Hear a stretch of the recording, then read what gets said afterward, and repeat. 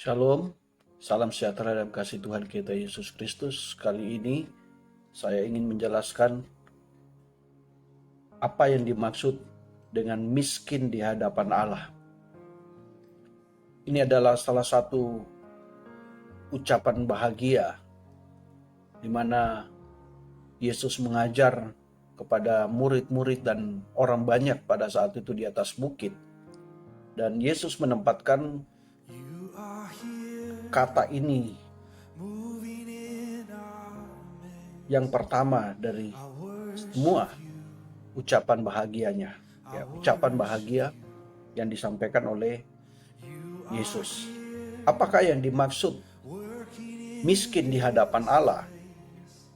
Kalau kita melihat bahwa pernyataan Tuhan Yesus ini merupakan sebuah paradoks dalam kehidupan yang nyata di dunia ini. Karena kemiskinan identik dengan ketidakpunyaan. Kemiskinan identik dengan kesengsaraan. Kemiskinan identik dengan penderitaan. Orang yang tidak punya. Jadi saya mau katakan bahwa ini adalah sebuah khotbah paradoks daripada Yesus. Dan Yesus menggunakan istilah miskin di hadapan Allah, yaitu terdapat di dalam Matius pasal 5 ayat yang ketiga. Yesus berkata, berbahagialah orang yang miskin di hadapan Allah, karena merekalah yang punya kerajaan sorga. Orang yang miskin di hadapan Allah adalah orang yang memiliki kerajaan sorga, kata Tuhan. Merekalah yang mempunyai kerajaan sorga. Mengapa Yesus menggunakan istilah paradoks mengenai miskin di hadapan Allah? Tentu ini memiliki arti yang sangat dalam. Tentu yang dimaksud oleh Tuhan di sini bukan miskin secara jasmani, bukan miskin karena tidak memiliki harta kekayaan, tetapi yang dimaksud miskin di sini adalah miskin secara roh atau miskin di dalam roh. Bagaimana mungkin orang yang miskin disebutkan bisa berbahagia? Kata Tuhan. Tentu kita akan melihat kebenarannya, ya. Mengapa orang yang miskin disebut orang yang berbahagia? Siapa orang yang miskin di hadapan Allah? Tentu kata ini tidak bisa dipisahkan, kata miskin dengan di hadapan Allah. Miskin di hadapan Allah,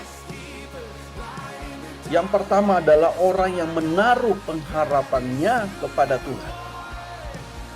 Jadi orang-orang yang miskin di hadapan Allah adalah orang-orang yang menaruh pengharapannya kepada Tuhan. Orang-orang yang seperti ini adalah orang-orang yang memiliki kebergantungan hidup kepada Tuhan. Dia hanya memiliki kebergantungan hidupnya hanya kepada Allah. Dan orang-orang yang menaruh pengharapan kepada Tuhan adalah orang-orang yang mengandalkan belas kasihan Tuhan untuk memenuhi kebutuhan hidupnya. Inilah orang-orang yang miskin di hadapan Allah. Sebab itu dikatakan di dalam Mazmur 33 ayat 18-19. Berkata, sesungguhnya mata Tuhan tertuju kepada mereka yang takut akan Dia, kepada mereka yang berharap akan kasih setianya, untuk melepaskan jiwa mereka daripada maut dan memelihara hidup mereka daripada masa kelaparan. Mata Tuhan tertuju kepada mereka yang takut akan Tuhan. Siapa orang-orang yang takut akan Tuhan? Itulah orang-orang yang miskin di hadapan Allah. Orang-orang yang menaruh pengharapan hanya kepada Tuhan, sehingga dikatakan bahwa Tuhan memelihara hidup mereka daripada masa kesukaran. Tuhan memelihara mereka dari masa kelaparan. Ini janji Tuhan, ini satu kebenaran. Jadi orang-orang yang miskin di hadapan Allah adalah orang-orang yang dipelihara oleh Tuhan. Orang-orang yang miskin di hadapan Allah adalah orang-orang yang menerima jaminan daripada Tuhan. Tuhan tidak pernah meninggalkan. orang-orang yang miskin di hadapan Allah. Mereka juga adalah orang-orang yang menaruh pengharapan kepada Tuhan. Mereka adalah orang-orang yang mengandalkan belas kasihan Tuhan untuk memenuhi kebutuhannya. Inilah orang yang miskin di hadapan Allah. Adalah orang-orang yang mengandalkan belas kasihan Allah untuk memenuhi kebutuhannya. Itu sebabnya Tuhan berkata, berbahagialah orang yang miskin di hadapan Tuhan. Dari apa yang dikatakan oleh pemazmur, bahwa Tuhan memelihara hidup mereka daripada masa kelaparan. Artinya bahwa Tuhan tetap memelihara kehidupan kita sekalipun kita ada di dalam masa-masa sulit.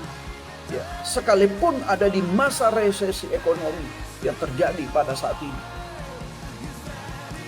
Tuhan tetap memelihara, Tuhan tetap menjamin anak-anaknya. Itu sebabnya mari kita hanya memiliki pengharapan kepada Tuhan. Kita datang kepada Tuhan. Jangan kita mengandalkan kekuatan kita, jangan kita mengandalkan kepintaran kita, jangan mengandalkan orang lain, tetapi biarlah hanya Tuhan satu-satunya sumber pengharapan kita,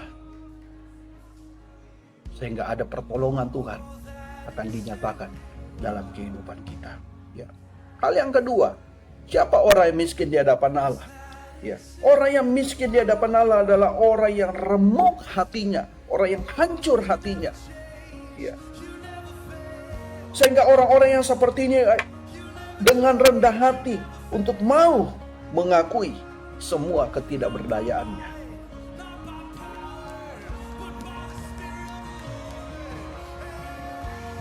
Ia hanya menaruh pengharapan.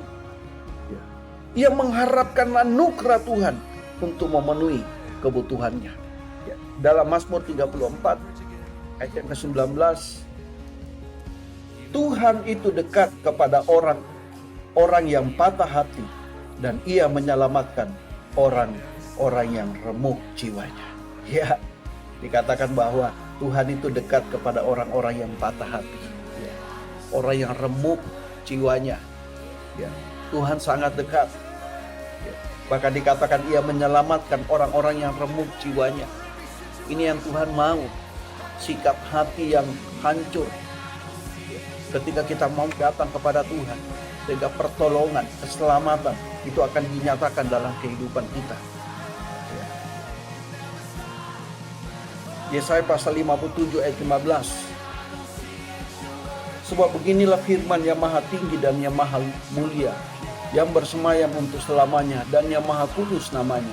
Aku bersemayam di tempat tinggi dan di tempat kudus, tetapi juga bersama-sama orang yang remuk dan rendah hati, untuk menghidupkan semangat orang-orang yang rendah hati, dan untuk menghidupkan hati orang-orang yang remuk.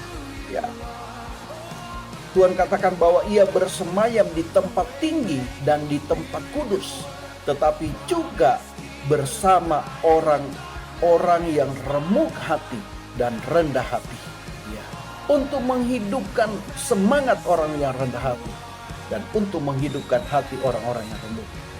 Artinya bahwa Tuhan itu dekat dengan orang-orang yang rendah hati, orang-orang yang hatinya hancur. Pertolongan itu hanya datang dari Tuhan. Saat ini mungkin engkau mengalami ketakutan, engkau mengalami kekhawatiran. Mari datang kepada Tuhan, maka Ia akan melepaskan engkau dari ketakutan. Ia juga akan menyelamatkan engkau. Ia akan menolong engkau, bahkan Ia akan menyembuhkan engkau. Seperti Hizkia, mungkin saat ini engkau mengalami ketakutan, engkau mengalami kekhawatiran. Datanglah kepada Tuhan. Bahkan mungkin engkau saat ini mengalami sakit penyakit, datanglah kepada Tuhan. Seperti Hizkia yang hancur hati di hadapan Tuhan. Ya. Sehingga anugerah Tuhan, kasih karunia Tuhan turun bagi Hizkia dan memberikan umur panjang. Tuhan memberikan bonus 15 tahun bagi Hizkia. Mengapa? Karena Tuhan melihat hati yang hancur di hadapan Tuhan. Hati yang hancur membuat anugerah Tuhan turun atas kehidupan kita.